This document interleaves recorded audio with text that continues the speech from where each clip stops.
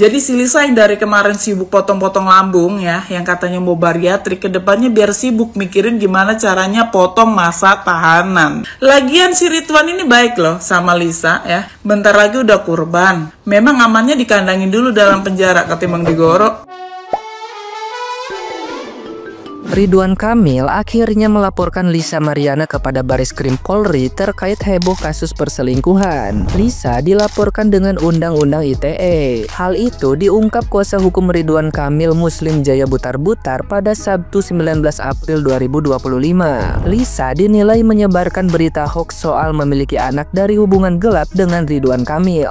Ia menyebut terkait informasi yang disebarkan Lisa belum ada fakta hukumnya sehingga hal itu mencemarkan nama Ridwan Kamil. Menurut Muslim, Ridwan Kamil datang langsung dan melaporkan Lisa ke Bareskrim. Pihaknya melaporkan Lisa untuk mengungkap kebenaran dan memberikan kepastian hukum. Ridwan Kamil sebelumnya juga sempat buka suara soal isu perselingkuhan hingga memiliki anak di luar pernikahan dari Lisa Mariana tersebut. Ia tegas menepis isu tersebut dan menyebutnya fitnah keji. Ridwan Kamil tidak menampik pernah bertemu Lisa. Namun menurutnya pertemuan itu hanya terkait permohonan bantuan kuliah. Ridwan Kamil juga mengaku persoalannya dengan Lisa telah selesai beberapa tahun lalu. Hal itu membuatnya bingung kenapa isu itu bisa mencuat lagi.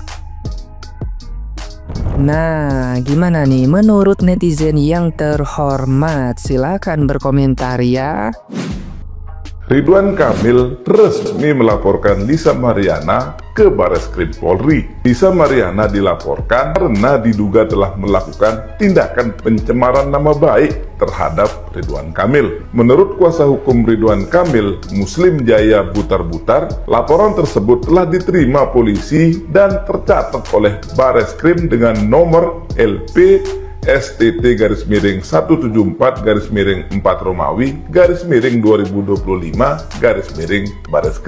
Lisa Mariana diduga melakukan pelanggaran pasal 51 Yunto pasal 35, pasal 48 Yunto pasal 32, dan pasal 45 Yunto pasal 27A Undang-Undang ITE Nomor 1 Tahun 2024. Pasal tersebut mengatur tentang ancaman pidana dan ketentuan terkait pencemaran nama baik, penghinaan, dan tindakan yang melanggar kehormatan seseorang melalui sistem elektronik. Apabila benar, maka LM atau Lisa Mariana terancam hukuman dipidana penjara maksimal 2 tahun dan atau denda maksimal 400 juta rupiah. Bagaimana menurut pendapat kalian?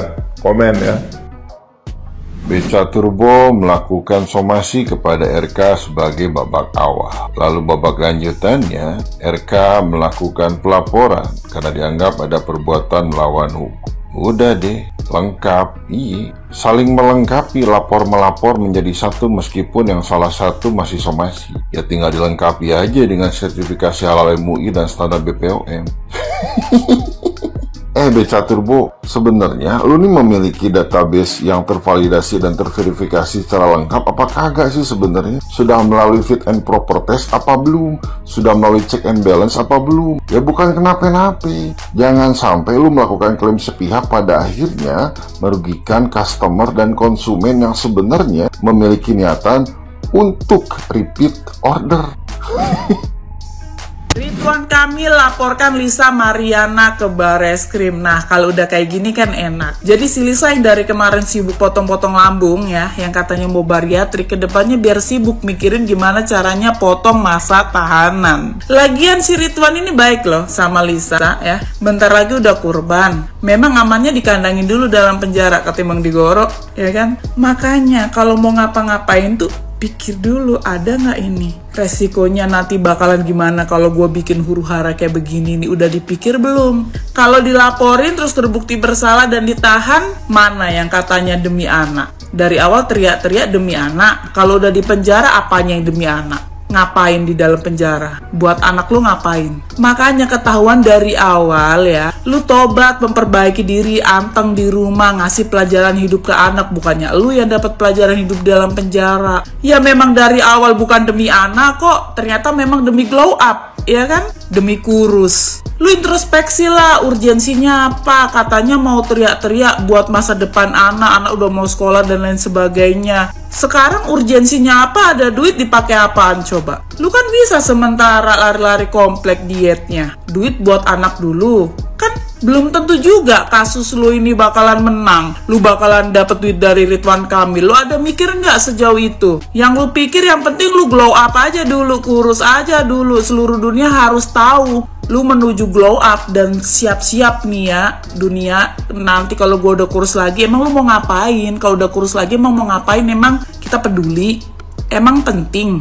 Lu mau dagang juga orang mikir-mikir kali. Kalau udah begini nggak usah playing victim ya. Nggak usah merasa dunia ini nggak adil atau kejam atau lu diintimidasi lah, dicurangi lah. Nggak usah, ini udah bagian dari resiko pekerjaan lu ya. Jangan mau nerima duit-duitnya doang. Terima juga nih resikonya begini. Lagi ada-ada aja dah. Kemarin ya, katanya beritanya si Raffelino yang ngaku-ngaku jadi ayah biologisnya anaknya Lisa tuh guys, dibilangnya juga begitu, ini anak kamu gini-gini. Lu ada-ada aja, semua cowok yang pernah tanam saham dibilang bapaknya anak lu. Biar dapat duit banyak ya lu ya, biar dapat duit dari semua cowok-cowok itu ya lu ya. Kejam gak sih anak lu jadiin alat buat begitu? Kayaknya ininya udah full lemak kata gua. Jadi udah gak tersisa lagi ruang buat otak. Nah ini jadi pesan kehidupan juga nih buat para cowok-cowok nih. Ternyata ya kadang-kadang di balik tete yang gede ternyata tersimpan nyali yang gede juga ya kan, buat menghancurkan rumah tangga orang dan melakukan apapun supaya dapat duit lebih gitu. Jadi biarpun udah dikasih duit, udah dibayar ya kurang. Jadi begini, kenapa ani-ani tercipta? Ani-ani tercipta itu karena adanya demand permintaan pasar, di mana pria-pria itu kadang mereka punya fantasi liar. Mungkin mereka suka yang sude seperti Lisa, atau juga ada yang gimana gitu. Nah, tapi karena banyak ani-ani ini ya berjejer bertebaran di mana-mana, template mereka itu biasanya sama, sehingga mereka harus punya nilai jual. Nilai jualnya itu salah satunya adalah mereka tampil di majalah seperti gitu ya. Walaupun tidak semua model yang itu mereka dagang, tapi untuk ani-ani mencapai harga yang fantastis, mereka minimal ada di majalah itu. Pada saat itu si Lisa kebetulan lagi naik-naik daunnya, dia jadi cover di majalah, sehingga menaikkanlah ratingnya dia, harganya dia di dunia ani-ani. Nah, ani-ani itu kan jualannya itu adalah PP ya, yang mana dia harus selalu menjaga PP-nya itu. Jadi tidak ada dalam istilah ani-ani kebobolan dan hamidun, gak ada.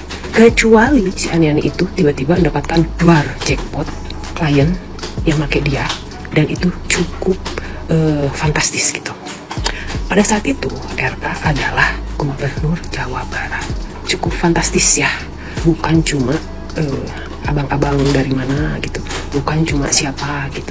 Dan memang waktu itu kliennya dia pun bukan yang sembarangan, karena ini yang syok nomor 1. Harga dia sangat fantastis, mencapai jeng 15 juta rupiah per kali short time.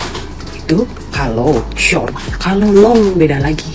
Long itu alias dirantang, dibawa keluar kota ya, belum termasuk hotel dan lain-lain. Berarti harganya lebih fantastis lagi. UMR mana UMR? Kenapa mereka hanya mau kebobolan sama beberapa orang aja? Karena tidak semua laki-laki yang pakai mereka itu bentukannya ataupun statusnya bagus. Ada juga yang bentukannya kayak genderuwo, ada yang pakai mereka itu bentukannya mungkin kayak truk fuso, mungkin ya. Kadang-kadang si ani-ani ini juga nggak tahu klien yang mau dia ketemu itu bentukannya seperti apa gitu ya. Jadi pasti mereka itu memasang KB. Gak mungkin dia mau buntiang. Jadi prediksi BMKG mengatakan bahwa dia melakukan itu secara sengaja alias teknik biar dikawin. Padahal mau dikawin, moang. Siapa tuh yang mau ngawin ublang macam itu? Benar nggak? Pertanyaannya lagi, kalau dia bisa teknik, bisa merencanakan, berarti hubungannya sejak kapan? Logika, Besti. Tidak mungkin. mungkin seorang RK itu ya, menghubungi Lontai, nge-DM sendiri, tidak mungkin. Pasti ada yang cover me. Si orang suruhannya itu menghubungi GM, si GM-nya menghubungi si Lontai ya, kemudian terjadilah pertemuan itu pun belum tentu si Lontai itu tahu kalau kliennya dia itu adalah seorang RK. Makanya di catatannya itu ada tulisan cek Telegram Lisa. Kenapa kamu cuma posting Palembang terus? Kemarin saya lihat kamu posting lagi Palembang aja terus. Hah? Ada yang lainnya sih? Ada kayaknya Lisa. Posting atuh. Spill di Medan dong Lisa. Spill. Aduh, aku sampai hari bos bojong gini ya. Takut ketahuan. Spill Medan Lisa. Apa kamu takut rumahmu disita? Besti, dari 2:30 sekarang 2:30 tuh azan. Dapat dibayangkan betapa saya menjaga kata-kata saya supaya tidak menimbulkan isu atau pergolakan yang lebih dahsyat gitu ya, dari sekedar pergolakan di ranjang gitu. Intinya adalah saya mau bilang sama KPK, follow the money Bapak, follow the money Pak ya, follow jangan lupa juga follow saya ya, komen rame-rame di tempatnya, spill Medan gitu ya. Besti, sekian dan terima kasih ya. Saya nggak bisa terlalu barbar menyepil sesuatu ya yang belum ada bukti konkret.